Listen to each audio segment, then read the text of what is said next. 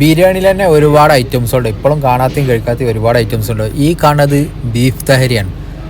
ഇത് ഞാൻ ഫസ്റ്റ് ടൈമിലാണ് ഈ തഹരി എന്ന് പറഞ്ഞിട്ടുള്ള ബിരിയാണി ഐറ്റം കാണുന്നതും അത് കഴിക്കാൻ പോണതും. ഇത് ബംഗ്ലാദേശിൻ്റെ കേട്ടോ ബീഫ് തഹരി.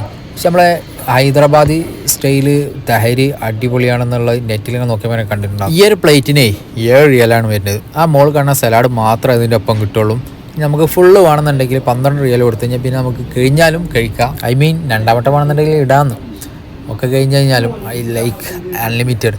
പിന്നെ ഇതെന്താ വെച്ച് കഴിഞ്ഞാലേ മസാല ഇതിലില്ല, അങ്ങനെ ഇരുന്നിട്ട് വെറുതെ ഇരുന്നാലും നമുക്ക് അടിപൊളിയായിട്ട് കഴിക്കാം. നല്ല രസം ഉണ്ടാകും കേട്ടോ അങ്ങനെ ഇരുന്ന് കഴിക്കാൻ. അപ്പോൾ ഇത് ചിക്കൻ്റെ സ്റ്റിക്കാണ്, ഇതിന് 4 റിയാൽ വരുന്നു കേട്ടോ. നമ്മൾ ചിക്കൻ ചില്ലി ബോൺലെസ് ആയിട്ടുള്ള ചിക്കൻ ചില്ലി സ്റ്റിക്ക് മുട്ട അതേപോലെ അതിൻ്റെ ഒരു മസാല കൂട്ടാ. പിന്നെ ആ കാണുന്നത് ഞാൻ സൂപ്പാണ് പറഞ്ഞത്, എനിക്ക് കിട്ടിയ ബീഫിൻ്റെ കറിയാണ്. ചെറിയൊരു കമ്മ്യൂണിക്കേഷൻ പ്രശ്നം, എന്തായാലും നമ്മൾ വാങ്ങിയതല്ലേ അടി കഴിക്കാമെന്ന് വിചാരിച്ചു. ഈ കാണുന്ന സ്റ്റിക്ക് ഓവർ സ്പൈസിനെസ് ഒന്നുമില്ല, നോർമലാണ്.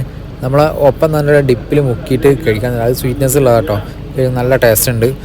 സംഭവം അത്യാവശ്യത്തിനുള്ള ക്വാണ്ടിറ്റി ഉണ്ട്, നല്ല റിയാലുള്ള ക്വാണ്ടിറ്റി സംഭവത്തിനുണ്ടാകും. പിന്നെ ഇവിടെ ഓരോ ദിവസവും ഓരോ സാധനങ്ങൾക്ക് ഓഫറുണ്ട്.